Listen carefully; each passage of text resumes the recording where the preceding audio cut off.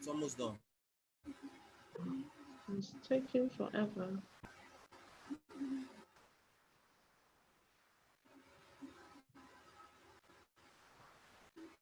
Okay.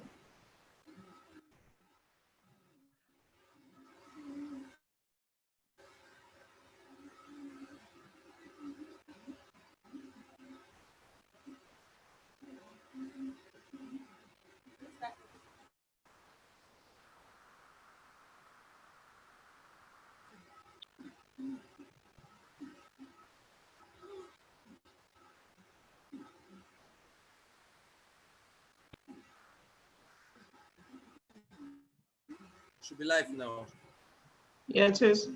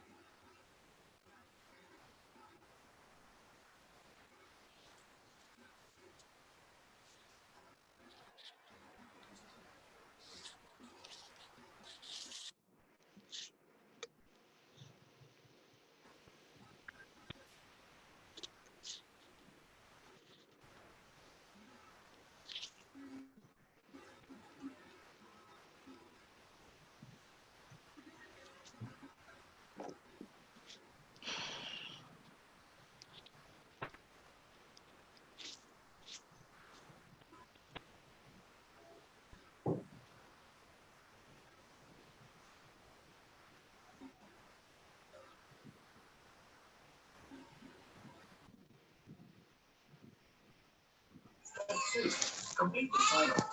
Click Get Started. Step 3. Check your email and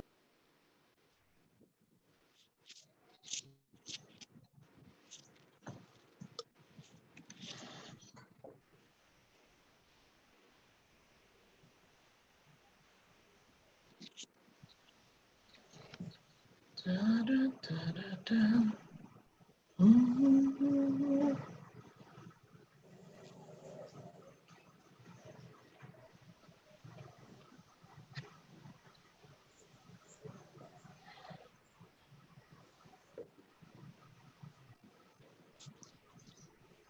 I saw my own eye. Oh yeah, she's connecting. Yes. There's the effect. Hello, everybody. Hello. Hey, Auntie. I'm here on time for once. Don't mind me. I didn't even know Julia was going to be here today. So I just made up my mind I must get there. Why you think that it's because I don't want to be Julia said. All right, welcome, welcome. Julia almost wasn't here, Papa. Okay, we're almost set. Yeah, I came early. Can you beat that?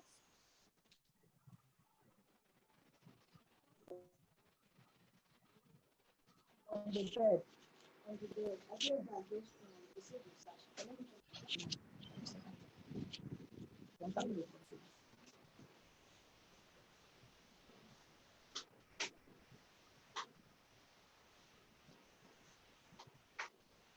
There you're in the shadow. Oh, it's not another. Somebody else. Sorry. Sorry.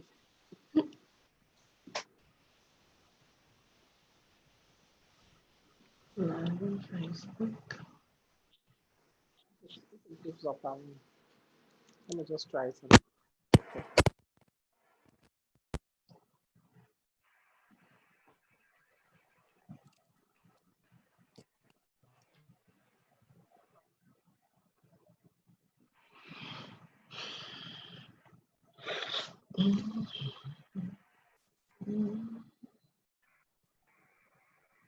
Isabel, can you hear me? Yeah, perfectly. Okay. All right. Just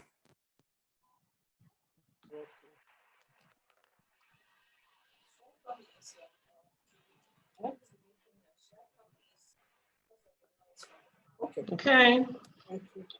you got 1 more minute before we start.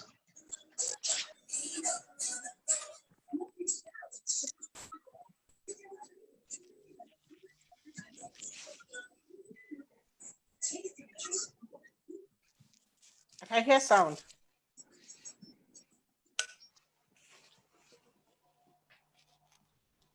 Not from my end.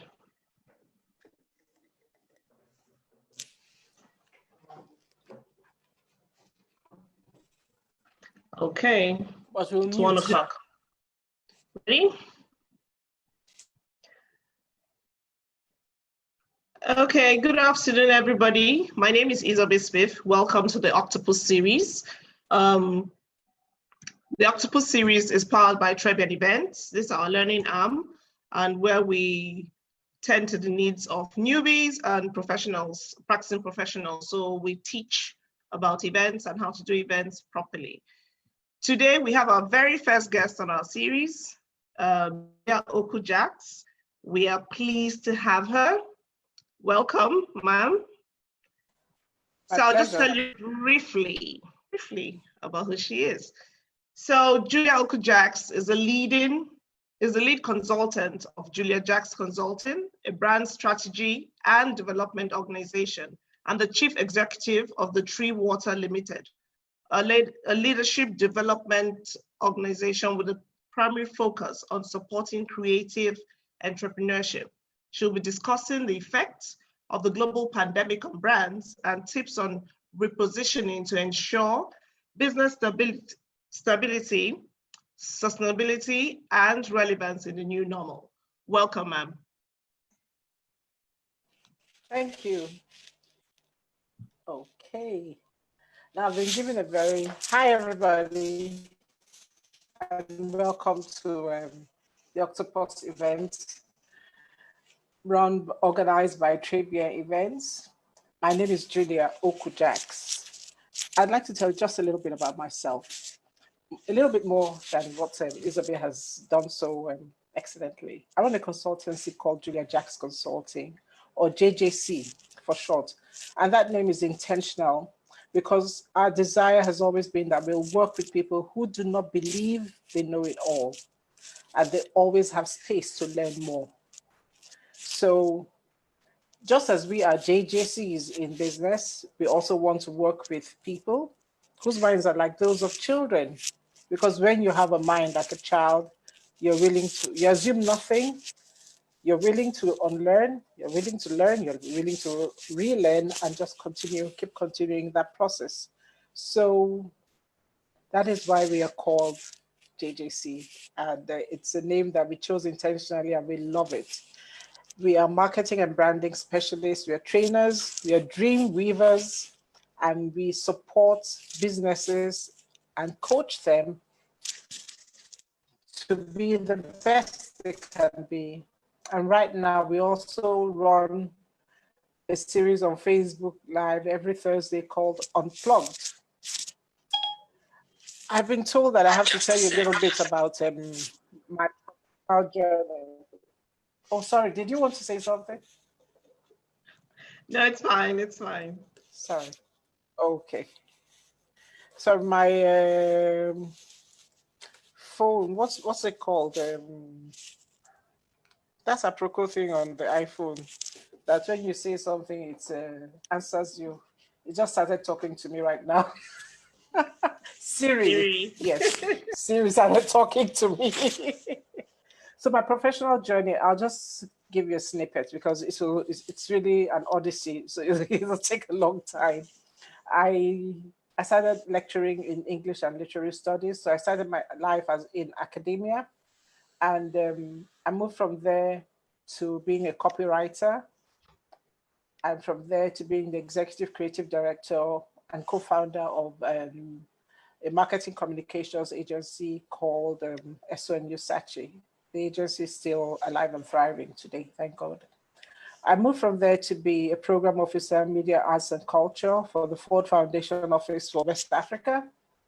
Then I started a business called Q Media, which was a content creation organization. And marriage took me from Lagos, where I had Q Media, to Port Harcourt. And at the time, Port Harcourt didn't quite have the environment to support that kind of business. So, or maybe so I thought. So I moved to working, going back to paid employment, and I was head corporate strategy and development in one of the indigenous oil and gas production companies. And now I'm lead consultant in JJC. I'm managing director of Tree Water. So it does seem that I've done a lot of things in my life, but what you'll notice that is the same thread that runs through because I've used the same gifts consistently.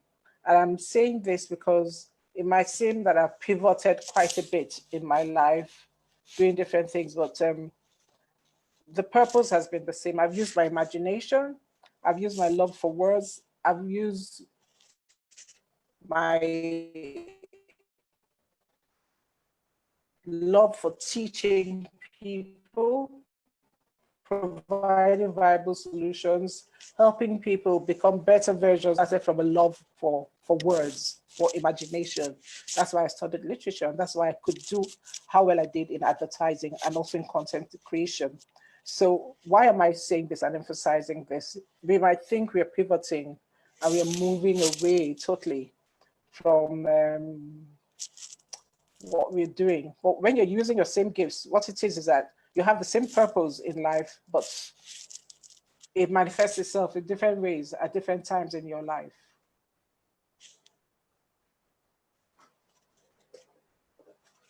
Mrs. Smith, can I go on? Yes, please. Okay. So today what we're going to, I was also asked to talk about my greatest challenge.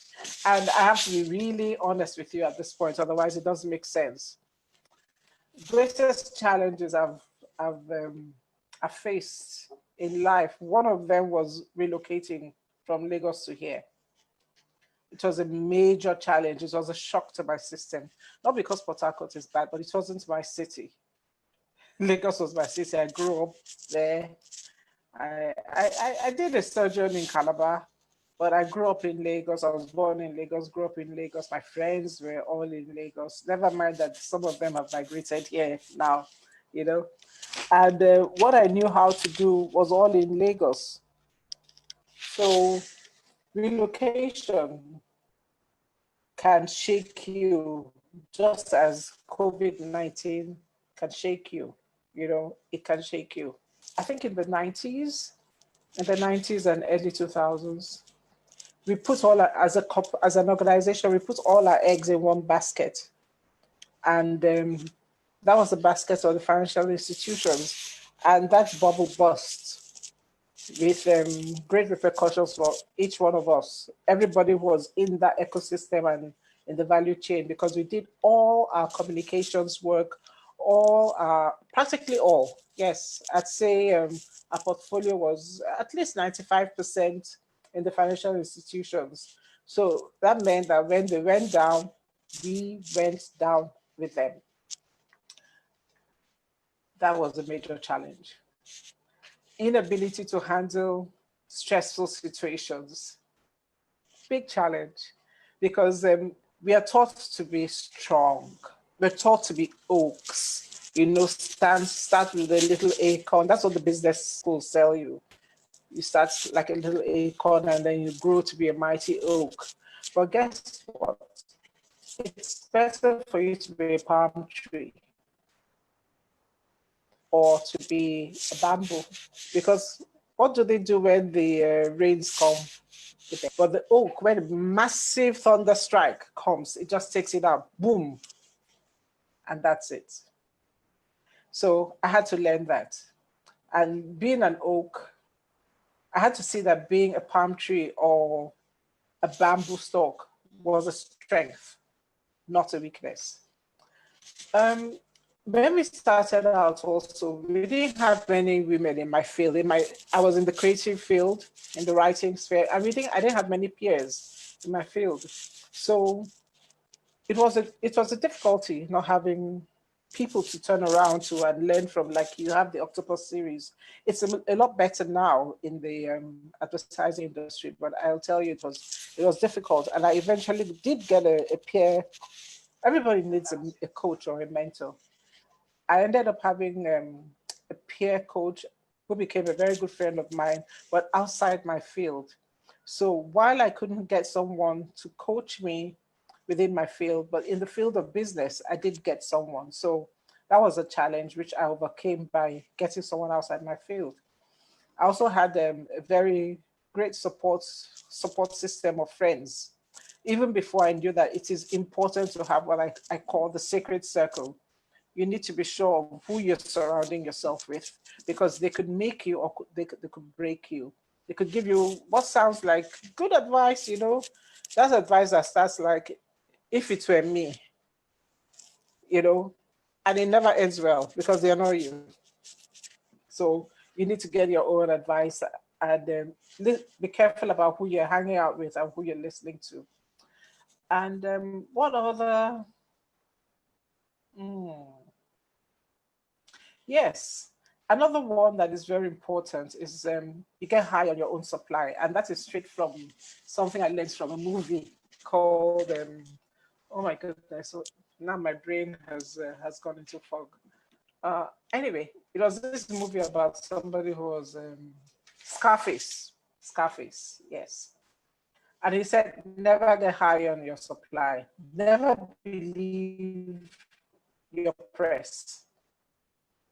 And when you're doing well and people are supply and believe your press. So when you come crashing, because circumstances always change in life. I'm an ethic woman, and the ethics have a saying, which I'll translate, that the person who goes forward will not be forward forever. The person who is behind will not be behind forever. So it just shows you that circumstances must always change. So when they change and you're so high on your supply, what's going to happen? What's going to happen? You wouldn't know how to, you won't even think about pivoting. You'll be frozen. You'll be stuck where you are. So it's very important that you don't believe your press. Listen to it, appreciate it, be humble, but stay humble. What I'd say is keep your eyes to the sky and your feet on on the ground. So keep your eyes up there and you stay rooted and get people who will tell you the truth.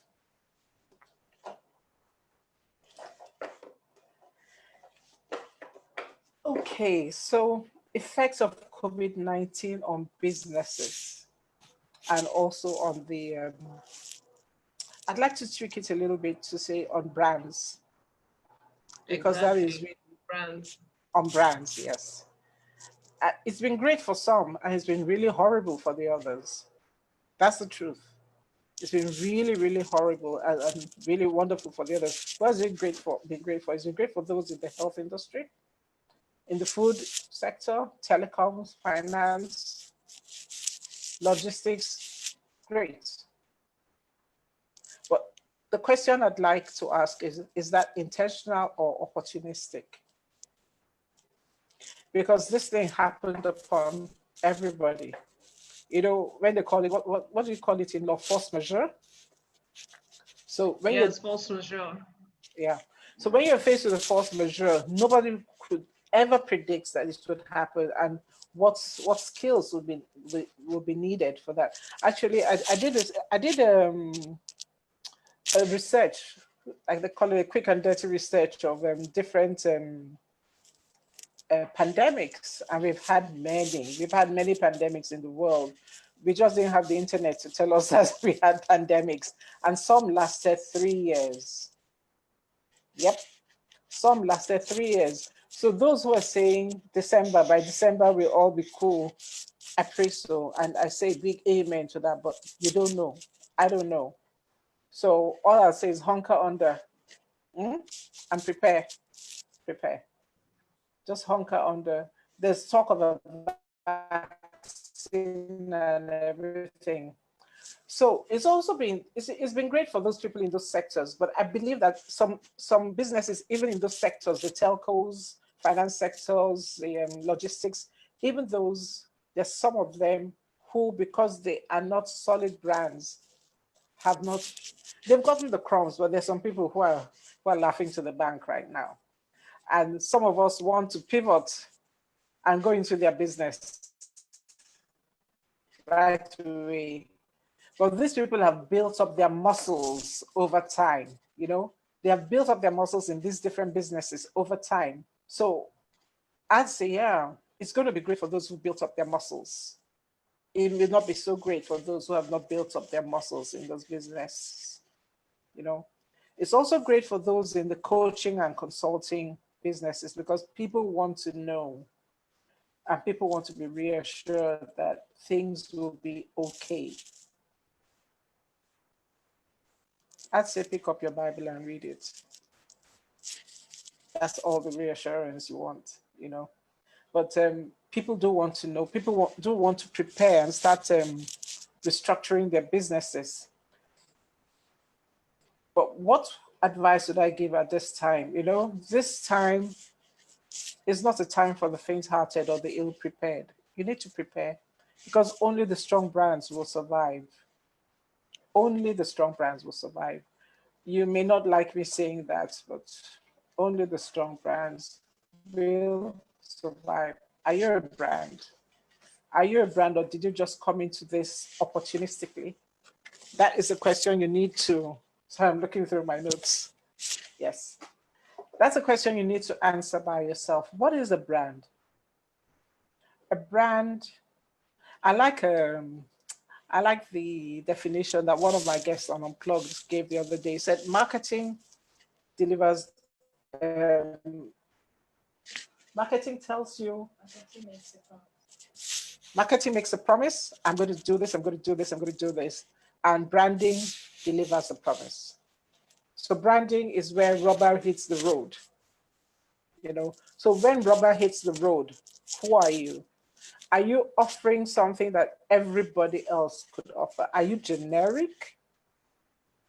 Or are you the one that people use as a point of reference every time? Those that are generic are likely to have entered any field opportunistically because there are some pathfinders, some waymakers who opened the path, right? And said, there's money here. Now, somebody can do that and you come in as a fighter brand and you say, okay, there's money here, but see what innovation I can bring to it. I can make it better. Or I can take my own part of the world and dominate in that side. And while I'm dominating in that side of the world, I make sure that everywhere else that I need to, you keep your finger on the pulse, everywhere else you need to be known. Don't stay in your little cocoon. Now, I need to talk a little bit, and I hope I can keep it real, Miss Biff. I can keep it real, right? Yes, you can. That's what we're hoping for. Okay. I think there are a lot of people who entered different fields, especially, and your field especially, because it was seen as something that a low entry point field. And right now, they may be regretting it. Now, I'm saying this because there are many people who entered the marketing, communications, and branding industry because it seemed to be a low point of entry field. How do I mean?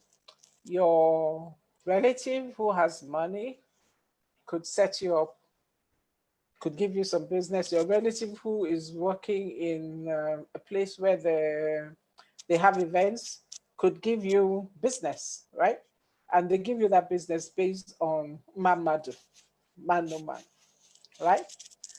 Now, when you know that you're a brand is when they look for you. They don't know you, but they've heard of you. Do you understand? They don't know you, they've heard of you, and what you bring to the party is much more than what, okay, I just know this, my cousin, just give them. Okay, isn't it just this? I have seen that in real life, in your industry, where people say, hey, it's okay, I can do event planning as well. And then there's been a big boom, egg on your face. And it's like, okay, can we call those people back? Those other people that were so expensive, can we call them back? And you need to ask yourself, this is a time of truth telling. And if you're still in the event industry, you need to tell yourself that truth. Did I get here? How did I get here? Did I get here because somebody gave me an opportunity, or did I get here because this is what I really want to do? If it's what you really want to do, you're going to stay here. You put your finger in other pies, but you're going to stay here, you know. So let's look at the effects of this global pandemic and reinvention. Hmm. I looked at my second favorite book. My first favorite book is The Library. My second favorite, sorry, is the Bible. Second favorite book is the dictionary. My daughter hates the dictionary because I keep asking her, go check the meaning. But the truth about it is that you'll see the dictionaries now, they give you so many levels of meaning to things, and you can use what you feel is most appropriate. I looked at the word invent because to reinvent, you actually have to invent. And invent had a very, very interesting definition. It's to make something up. You know, we all have our children, when they're young, you say, and they tell you those fibs. I said, did you invent that? I mean, I'm sure some of us here invented stories. At least I know two people here on this program that must have invented. They know themselves.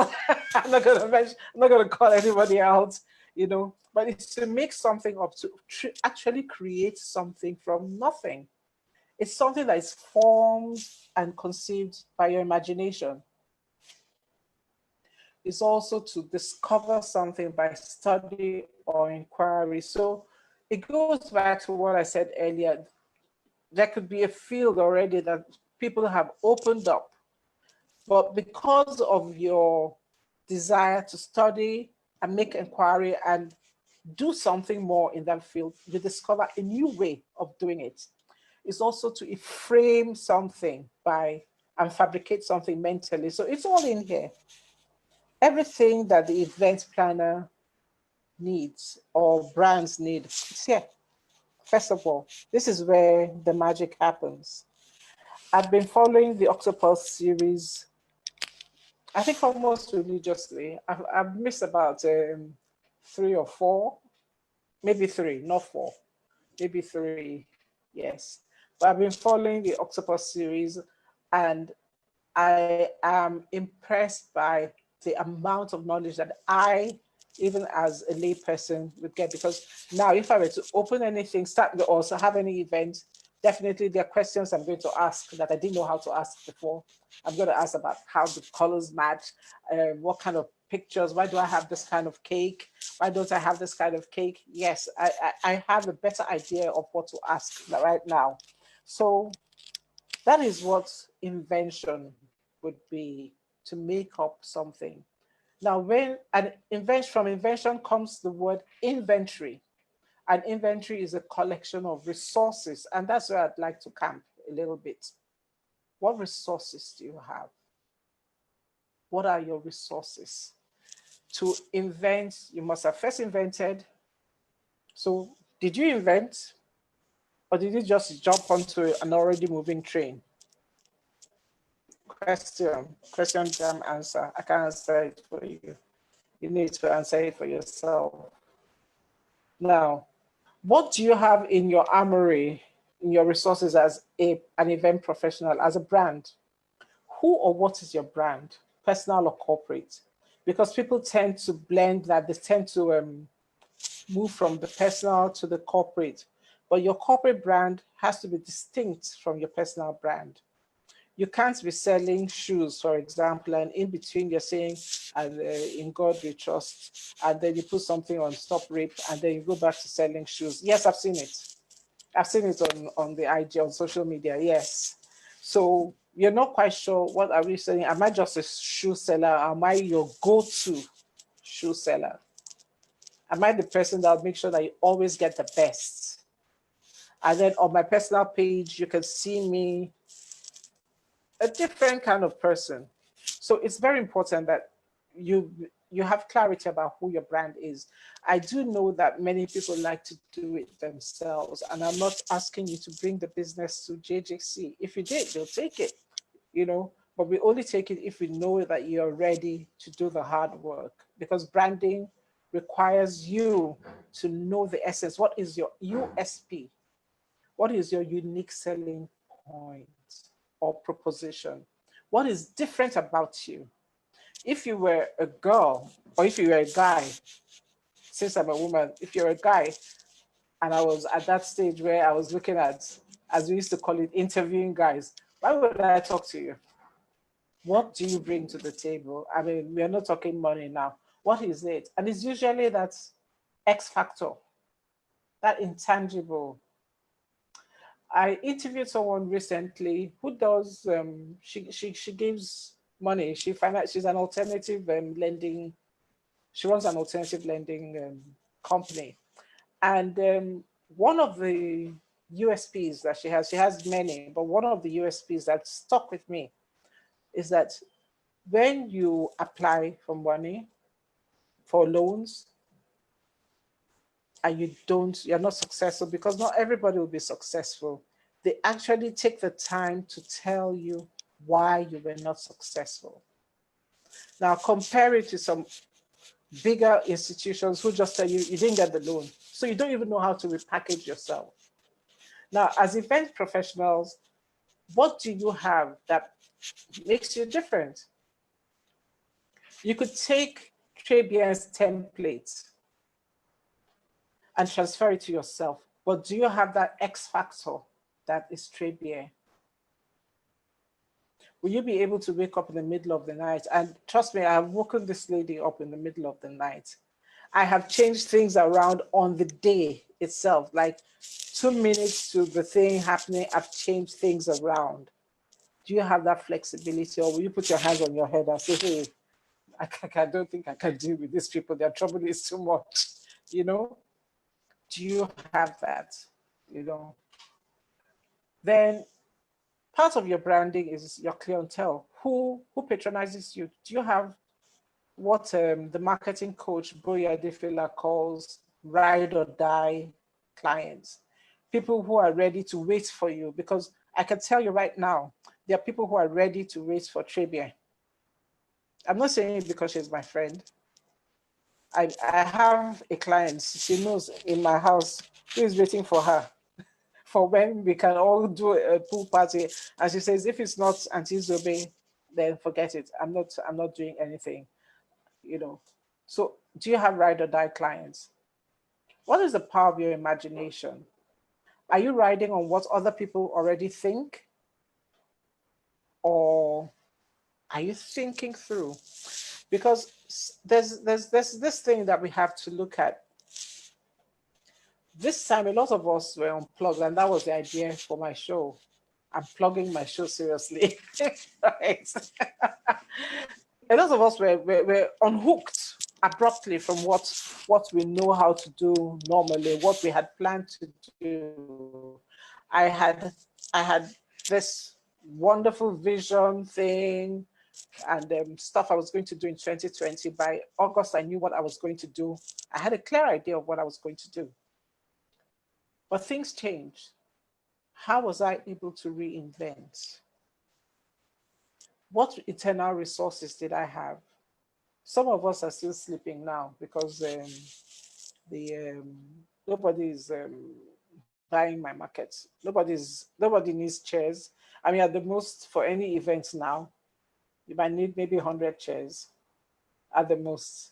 So what are you going to do with 50? I know 50 is the minimum. I know, but I mean, you might need a few more for the clergy and stuff like that, you know. I don't know how it runs. I haven't attended I've attended a few Zoom, those kind of things, you know. So what's going to happen to the rest of the 950 chairs you have? Have you given it thought? What are you going to do? But while you're sitting down, either feeling sorry or not feeling sorry for yourself, life is going on. So what are you going to do to bring your industry back, your business back into existence? What are you going to do to strengthen your industry and your business right now? While we are waiting for things to show how the new normal, for time to show how the new normal will be, and while we are waiting and keeping safe, are you looking at your internal structures? Do you have internal structures? Do you have an HR policy? Do you have, are your staff, do your staff even have letters of employment? How is your, how do I call it now? Your accounting policies? Do you actually have accounts as a separate from your personal accounts, your corporate accounts?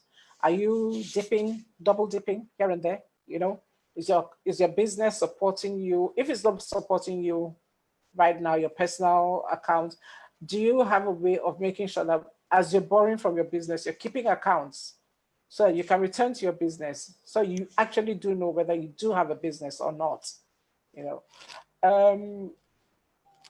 Can you help create a do-over? Because that is the essence of reinvention. We're going to have to do a do-over. We're going to have a makeover of the industry. What bright new ideas? Have you given it any thought? What bright new ideas do you have for your business? Already we have hybrid businesses coming, events coming up. There's the Zoom thing. I saw something of an entertainer. I saw it. This was very early into COVID. And this was somebody who had, she was like a children's entertainer for parties, right? And she got a green screen and put in one of her rooms in her house. And if the child wanted like a fairy tale thing, they changed the backdrop into a fairy tale thing and she'll dress in that costume. And then they'll zoom into the child's house, you know, and they do that. There are people who have this drive-by events like when they want to, what do they call them? What do they call it? I never had one of those, so I can't remember. Before you have a baby, what did they call them, Isabel? Shower, baby shower. Thank you. The shower, yes. My friends on this course, I want to know why I didn't have a shower.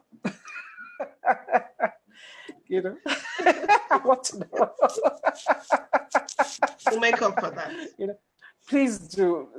I think we'll have it for her when she grows up. You know, so yeah, so they have these drive-by showers and they have it themed sometimes. And I know a lot of people are doing DIY now, but they still need what you have here, ideas. They still need your ideas. The power of an idea can never be overestimated. It can never be overestimated. And people will pay you for good ideas that will work. People are doing birthday parties. They're doing Zoom birthday parties, Zoom funerals. Now, imagine if you could get together and think about how can this be a little bit more lifelike? Because you see, everything you're talking about in your industry is about feel, touch, and look. Everything you're touching about. So how can the process be a bit more seamless? Instead of leaving it for Okon and Manatum in your house to help you organize it, can an event professional come up with a template or a format to say, can we do this? Can we do that? Or we can do this. We can help you make it look more lifelike. And this is leveraging technology and blending it with the power of your ideas. So can you help create a do-over? Because truth is, we are always going to have hybrid events from now on. We are always going to have hybrid events.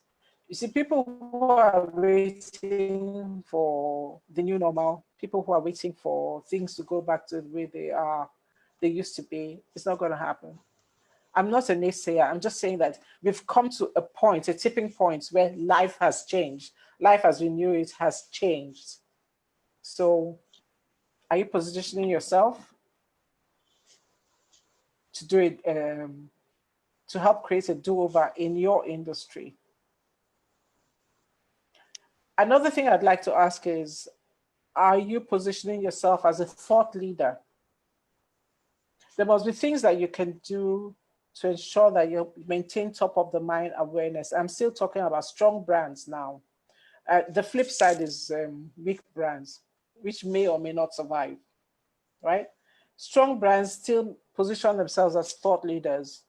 They give out information And giving out information never hurts anybody. You're sharing. As you're sharing, you have to learn in order to share. You have to dig deep in order to share. So that only makes you a better person.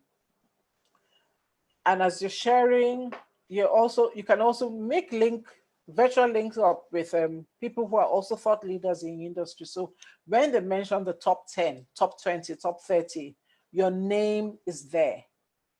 Now, what will happen when we enter a new version of reality and people can come up, because it is happening slowly but surely, your name will be mentioned. You will not be an also ran. You'll be one of the contenders because you stayed strong in the middle of that storm. You were that bamboo stalk, or you were that palm tree that swayed in the storm and it didn't fall.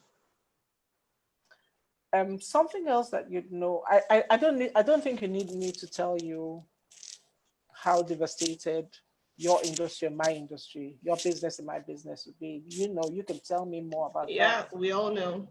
Yes. But let me come in here, ma'am. Sure.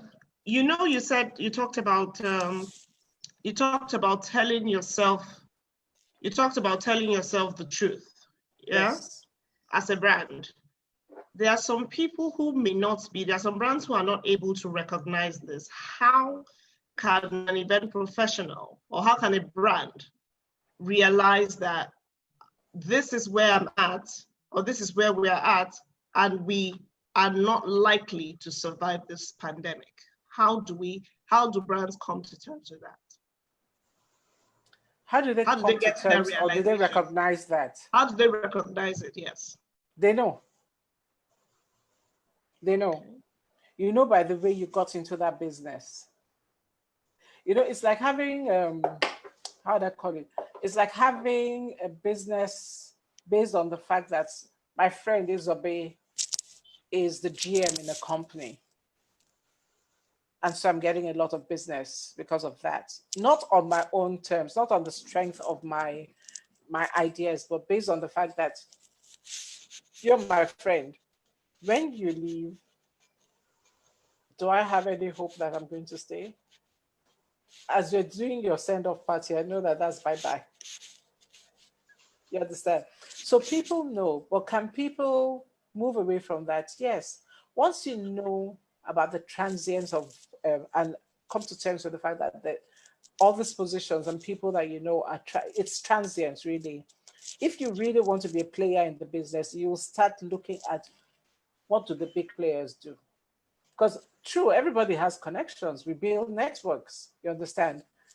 But while you're building the networks and leveraging on the networks, can you also spread, instead of fishing from a little pond, can you also start making that pond bigger? And then, like I said, to be a thought leader is very important. You can start putting pieces out on social media, not just showing your shoes and things like that, or giving us a motivational piece. I mean, let's leave it to the motivational people who are called to be motivational speakers to do that, right? Put out something about your field, a new thought. It could be a crazy thought, and spark a conversation, generate a conversation. Put out a piece on LinkedIn. It doesn't have to be a big piece. It doesn't have to be a long piece, but you're being seen in the relevant circles. Now, I'm sure your industry does have, you do have a platform, right? Where people can gather. Yes, we do. Okay.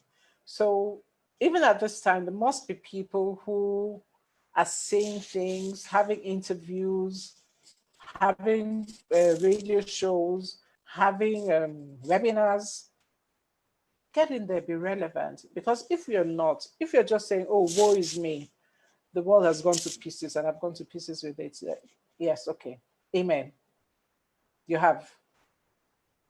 So people who are not doing anything, people who have told you, I'm going to be baking cakes for a while, but I'll come back. I'll come back to being your best draper. They've gone to bake cakes. They've gone.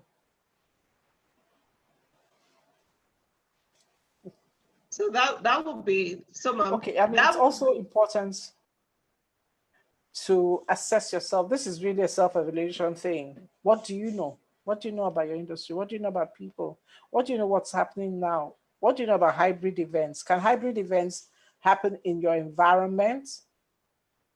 Who do you know and who knows what you know? It's really important.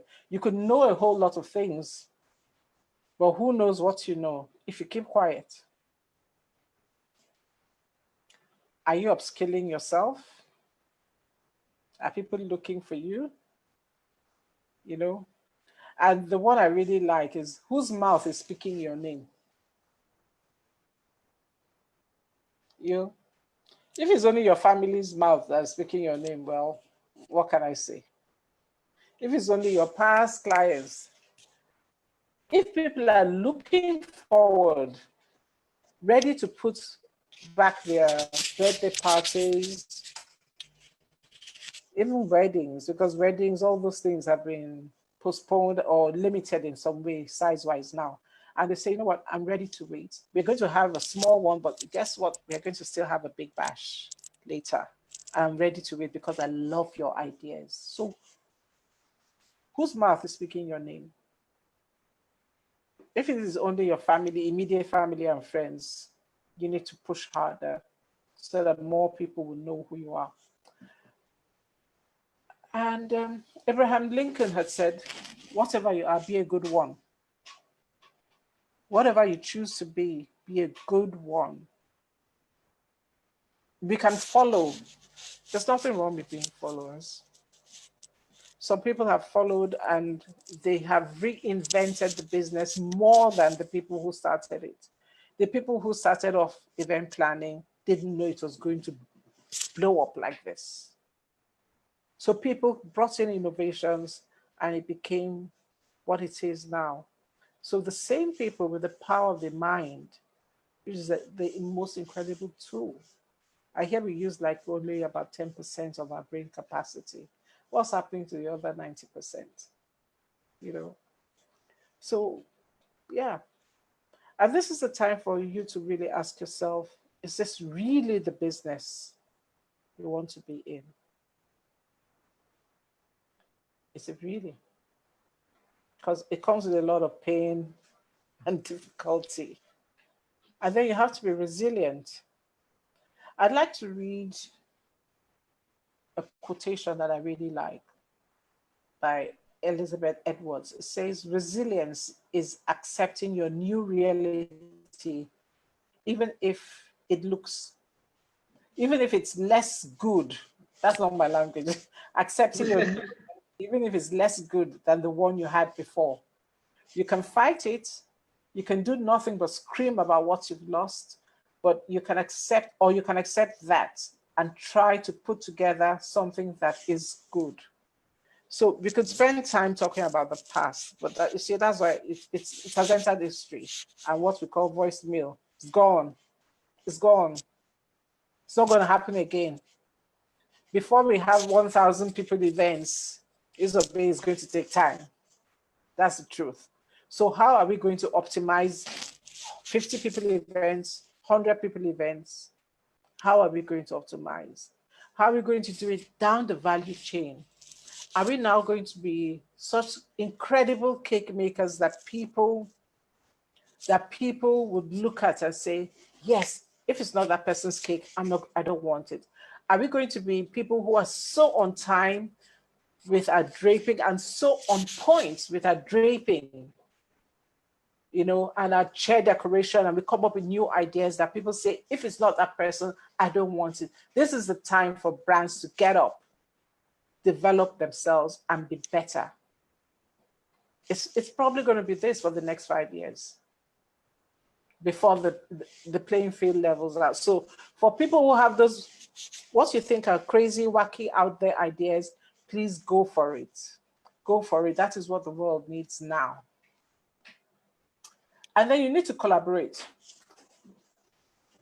It's not a total loss situation. At the beginning of this COVID thing, I love music a lot. So I listened to Will I Am, formerly of the Black Eyed Peas. And he said, what we need is co-opetition. Co-opetition. So you are competitors who are now cooperating. I thought that was really smart, but then I like when I am. You know? So otherwise called collaboration. Not necessarily it's of a small fish. That's the truth. Some big fish are going to buy up whole, because it's going to be going for a song now. So they're going to buy up and own the chairs themselves, the tables, the draperies, because they do have the pockets, the deep pockets. They built themselves up as brands. So you can make money that way by selling off, or you can say, okay, can I be a subset of your business? Have humility. I'm not too proud. Can I be a subset of your business? And so I can still stay relevant. And let's have an agreement that when I want to go back and explode, you let me go. So collaboration is the name. And if you have to buy another business or be bought by another business, please consider it very, very carefully. The big consulting companies, the banks, the telcos, there's a lot of collaboration that happens at the big business, real sector level. So why shouldn't it happen why can't you take a lesson from them? Take a cue from them. People have to learn. Do I still have time? Okay, so we've gone far. I'm enjoying Sorry, I can't this hear seriously. I said we've gone far. I'm enjoying it seriously. Yes, we have a little bit of time. I have questions. Okay. Hi Gogo. Gogo is asking. He says, Yeah. just wondering the place of capital in brand delivery. I can't hear you. Can you hear me now? Yes, I can. I said, Gogo is asking, just wondering the place of capital in brand delivery. The place of what? Capital. In brand delivery. In delivering.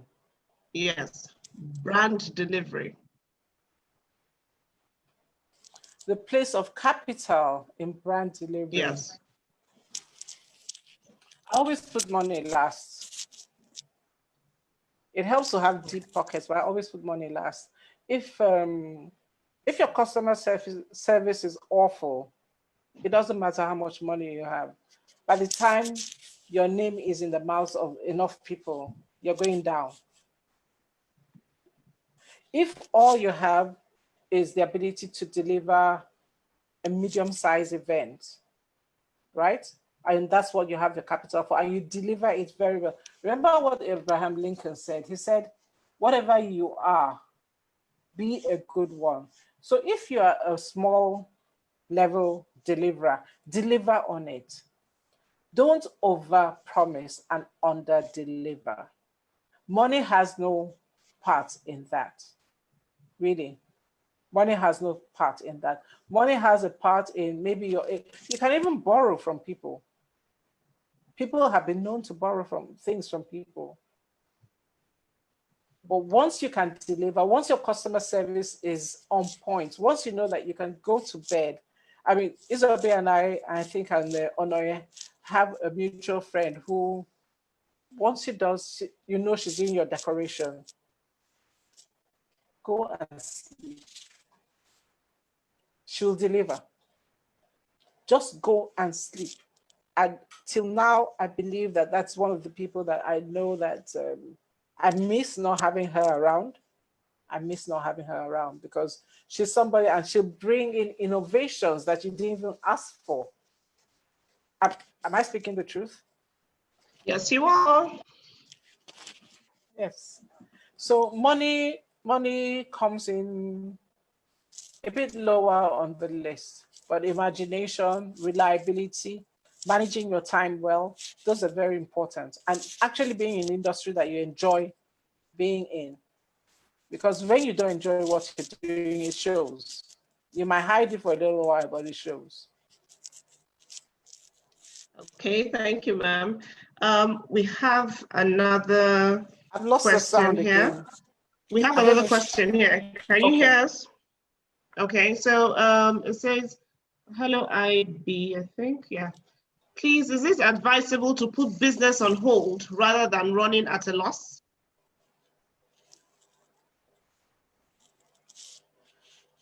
I didn't hear.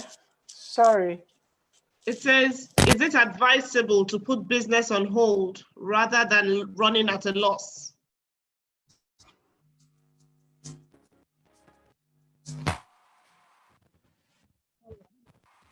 Can you hear me? Okay. Uh, I don't know how to make this thing. Can you hear us now? Okay. Someone says, is it advisable to put business on hold rather than running at a loss?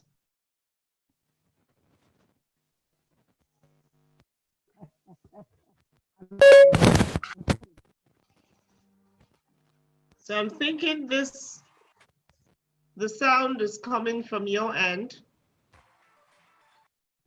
I have someone's hand up.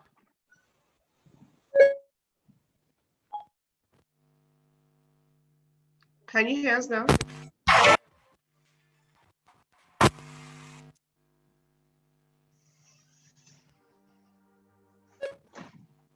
Can you hear me?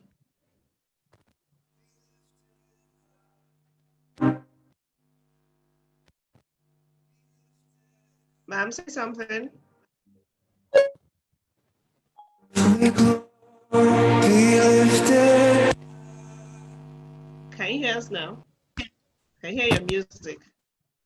Oh,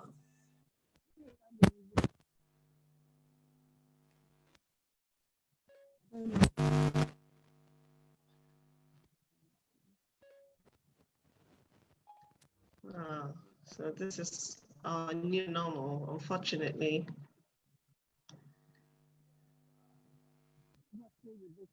So while we're waiting for her to be able to connect back, we just hold on a bit.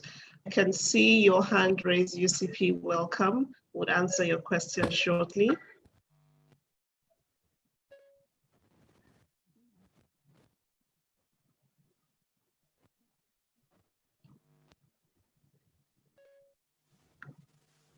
So can you hear me?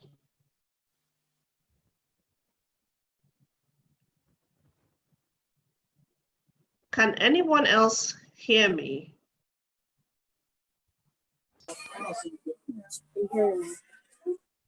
Okay.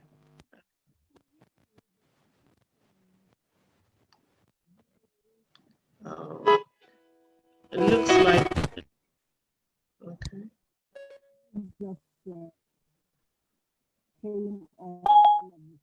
Okay, so we can hear you, well, I can hear you slightly, it's still a bit muffled.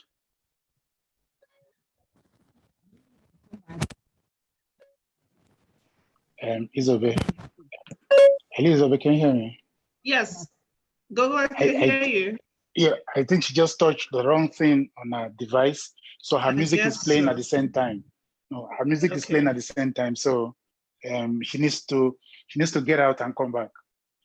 Okay, I guess so. Okay. Just to say thank you for today.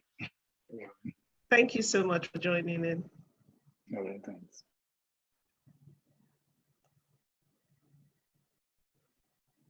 I think you have to go off and come back in. Let's try that. She actually mute herself. She mute herself. I'm trying to unmute her, but that's not happening. Unmute yourself. Oh, wow, she can hear me.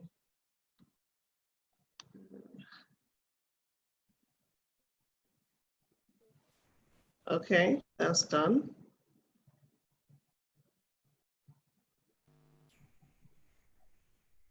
All right, can you hear me? Can you hear me?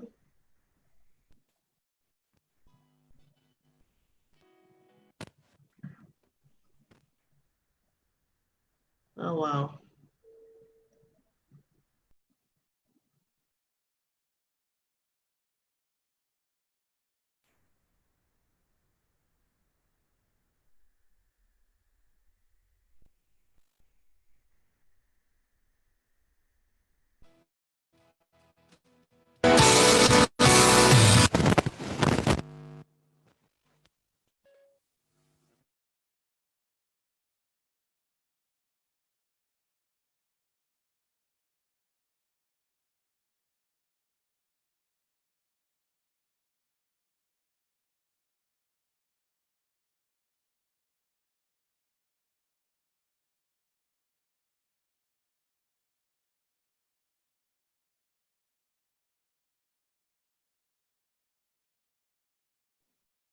Hi, everybody. So we're having a bit of a challenge with our speaker's audio. So I will just say, go ahead and ask. Okay, I have our UCP's hand up. I'm hoping that I can answer the question.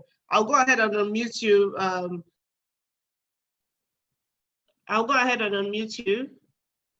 Innocent Yala Harry, so you can ask your question. Right. Thank you very much, Isabel. And it's a pleasure coming on. I'm just wondering, prior to this time, we had a lot of event planners and organizers. Everybody was just one.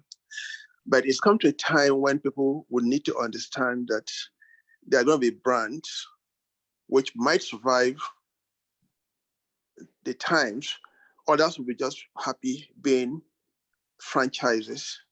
Now, the task then will be how to identify brands who can stand the test of time and the others who might end up being franchises, tying up with these brands for survival. And I think it's a very good business strategy that will work. People have to say to themselves, look, I don't have what it takes to be a brand, but I can operate as a franchise. And it creates a lot of opportunities for even the brands to consult and talk amongst themselves to say, look, we're going to acquire some of these franchises on a going concern basis for them to survive.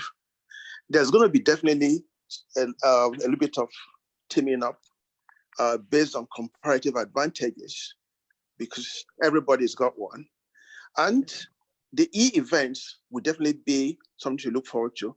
How you can deploy these names, brands, franchises, filter it down to the process to sustain a viable event planning economy or ecosystem. Thank you very much. Thank you so much for your contribution. We appreciate it. So our guest is back. Can you hear us now, ma'am?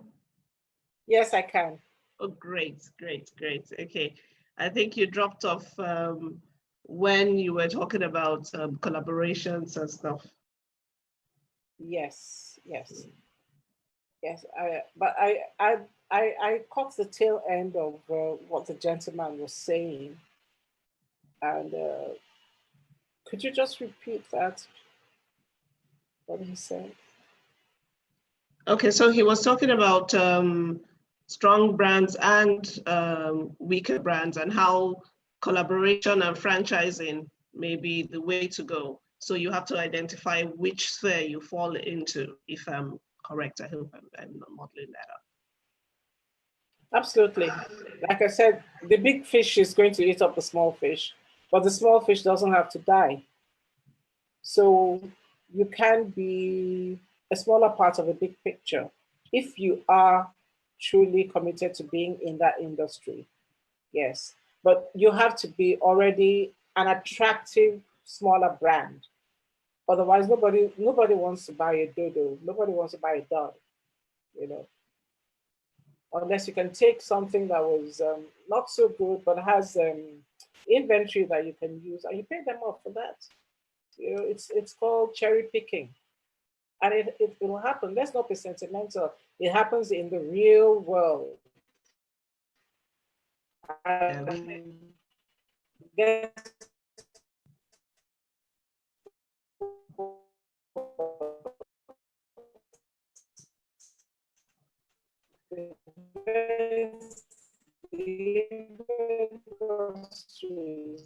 Is a real world. Yeah. Yes. So people are going to come around to cherry pick in your industry right now. I'm sorry. We have time for one last question, ma'am. We have time for one last question, ma'am. Okay. Are you there? I'm here. Can you hear me? Yes, I can hear you, but I can't see you. You can't see me. I can see you. Okay. Okay, I can see you. Okay, so I have hello, Solomon. This is my childhood friend. Thank you for joining us. He's joining in from London. He says, hello, a solid brand identity can be the critical groundwork for developing customer loyalty and retention. which can be a huge competitive advantage. But how do we activate customer loyalty in Nigeria today during this crisis? We don't have to activate it, it does exist. There are people who are going to be called on as a matter of default because they are known to be strong brands. So when you want to deal with, well, I think it's mostly funerals that are happening here, and those are really like close to people's hearts. So even if it's 50 or maybe it's scaled up to 100 people, I'm going to look for somebody who can handle the issues. I'm going to look for somebody who can probably bring in those disinfecting walkways. I'm going to look for somebody who probably will throw in the face shields, or maybe we'll have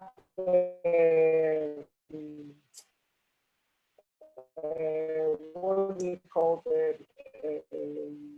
monogram branded masks for us to use. I'm going to look for somebody who will bring me something more. And it's going to be those ones who already have the strong brand equity. Like I said, Solomon, I don't know if you were there, you make a very good point, but I did say that it's a strong that will survive. It is a strong. So it is not a death knell for the ones that are small.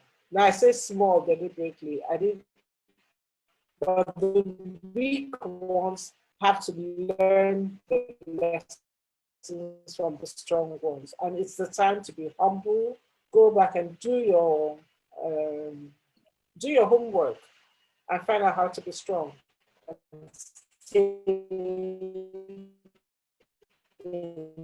the game if you want to stay in the game.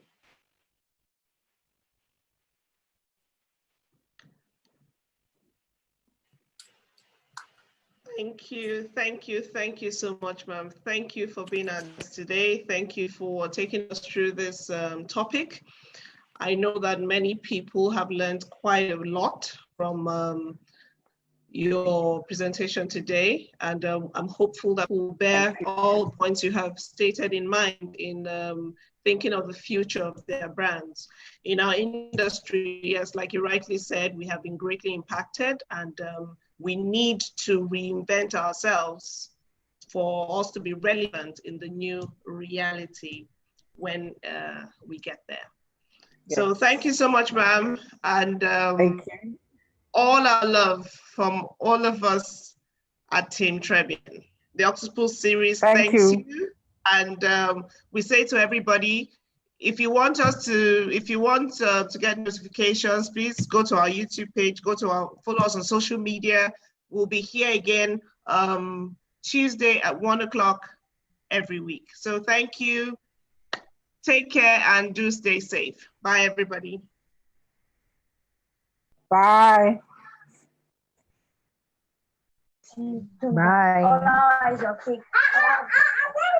Bye.